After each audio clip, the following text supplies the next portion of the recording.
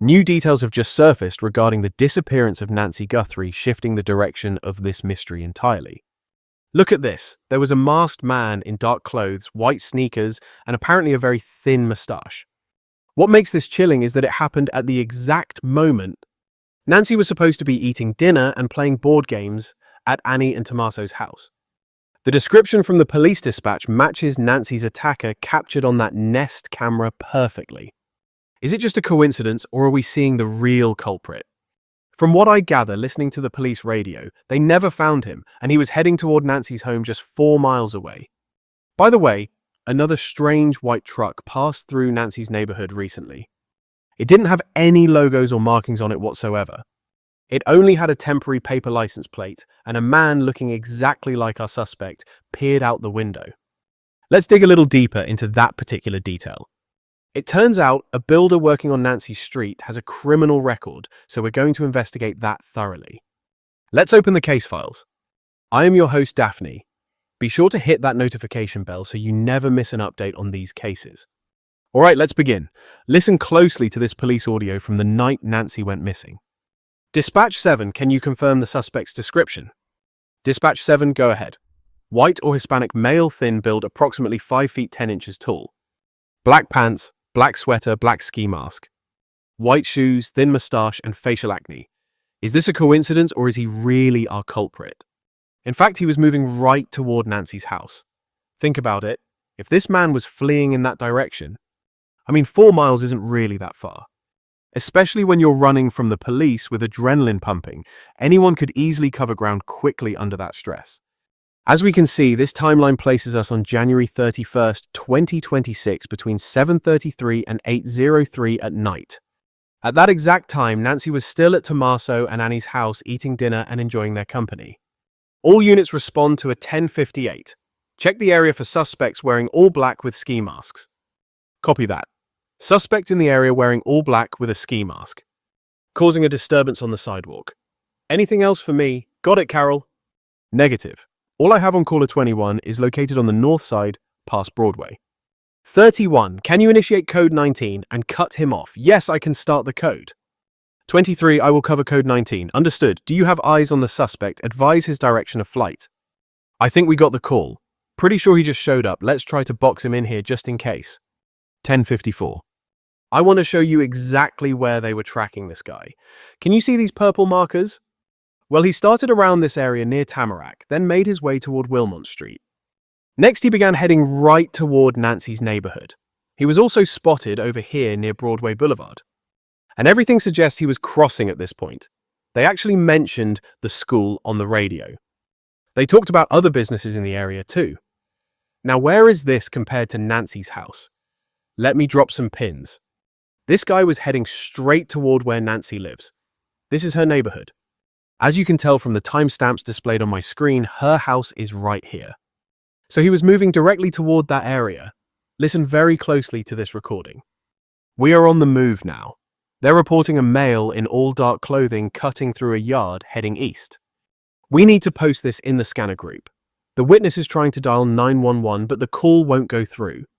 He isn't leaving. Copy that. 4067, did you copy that suspect description? 1031, go ahead. Suspect is a white or Hispanic male, thin, approximately 5 feet 10 inches. Black pants, black sweater, black ski mask, white shoes. They say you could see a thin mustache and acne on his face, yet he still wore a ski mask. Listen to this part. He mentioned carrying a backpack. In the video, you also see him with that backpack. I don't know what it is, but it has tons of flashy prints. That stands out. Put up a picture of him. 67, can you send me that image? It is actually from my video. The other day, I want to show you this. This is the exact time frame between 2:30 and 3 in the morning. If you remember, Nancy's pacemaker was disconnected between 2 and 2:30 in the morning. And I will show you exactly where this happened, because truth be told, it is not far from here at all. They lived there, and this kid called 911, 3 hooded men. Did that first hooded man from 8:30 to 9 at night, the one they never caught, have 2 accomplices? Listen, a tiny extra clue. It was a dispatch reporting 3 or 4 subjects in black and ski masks stealing cars carrying a weapon. Is there any extra info on the escort? 10-4, Taking this call now, they report they are seeing this right outside their windows.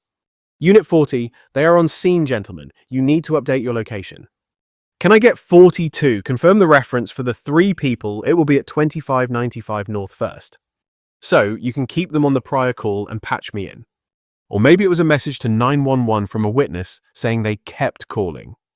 Warning that 3 subjects dressed in black and wearing ski masks were stealing cars. They started getting the calls at 2:26, reporting they could hear it through the window. It was about 3 or 4 subjects in ski masks and black pants. The dispatcher mentioned the voice sounded like a child, a minor, but they managed to reach the mother. Her mother said she didn't hear anything, but her son had run up to tell her what he saw. This is where the kid saw the 3 hooded men. Nancy's house is right here. Now let me zoom out. If the suspect went down this path here, and exited on this side, then took this street to connect here or follow this route, and take North Campbell. Look at this closely. This is where they found the bloody gloves. The second glove turned up here, and this is the area the FBI was searching on February the 12th. Right, I also marked this spot as a suspect street. Not quite sure why I must have left a note. Another glove was found here, and FBI agents combed the whole area. Let's keep moving. The suspect could have taken one of these side streets around here. Or maybe they just stuck to Campbell Avenue, depending, and cut through one of these back roads. And there you have it. Let's check the other sighting. The one wearing the other mask hanging around this Tamrod area. Think about that for a second. He started out in this sector and ended up heading in this direction. Maybe he got a ride, or maybe he already had a vehicle parked nearby. Let's say he kept driving. He had 2.5 hours, which is quite some time, you know. Now look at the distance from Nancy's house. Let's map out a route from Nancy's place to that specific area. Look at this. That spot is 7.7 miles from Nancy's house. So if this suspect were actually the same man and had 2 other accomplices roaming around, they could have easily picked him up in a getaway car to flee immediately. Maybe they were hiding from the police. Who knows, right? So, they went to Nancy's house. Maybe they were lurking around her neighborhood right as she was dropped off there. They might have actually witnessed her arrive. We just don't know. Next, they slipped inside her home. The intruder stayed in there for 41 minutes. What were they doing all that time? After leaving Nancy's house, they headed down North Campbell Road, right here. And I am telling you, with all these masks and gear, they took this back road, and that was when the kid actually saw them. Yes. What are the odds of a masked attacker dressed exactly like the one caught on Nancy's camera before she got back from dinner with Annie and Tommaso? Is that just a coincidence, especially right after Nancy's abduction? It happened between 2:30 and 3, and it would be almost the exact same route if they drove down Campbell. Then they tossed those gloves, the ones they used to get rid of them. Afterward, they took a side street, reached those apartments over there, and got everything ready to flee the city. Let me know your thoughts below. Now pay close attention to this. Another strange white truck is prowling Nancy's neighborhood, and it is running blank paper plates with no numbers. This immediately raised red flags because if you remember the start of the case, a neighbor spotted an unmarked white truck lurking around right before she vanished. There it is. Look at this. Let me read you the report. The video was posted early in the investigation. Remember, Brett McIntyre lives right across the street from Nancy's house directly facing the Guthries. He reported the vehicle to police after noticing it did not look like a typical service truck or standard work transport. It did not have any identifying marks exactly like the one I just showed you. Brett told authorities they only asked him basic questions about what he saw, specifically during the days leading up to the disappearance of Savannah's 84-year-old mother. Since then, the sighting has kept neighbors alarmed, and Brett and his wife Lisa plan to install security cameras. This is despite previously believing their home was perfectly safe, with just a metal door and other security measures. He mentions that they do not remember the exact date they spotted the vehicle, but they admit the experience changed how they watch for neighborhood anomalies. Look at this. One neighbor living nearby claimed to have seen that exact same truck. Well, I'm not saying it is identical. He mentioned seeing a white truck with no logos. It really makes you think, and it is a pretty old model. So that photo I showed you should definitely go to police, as suspects usually return. Now pay close attention to this. Let us take just another second to study these map images.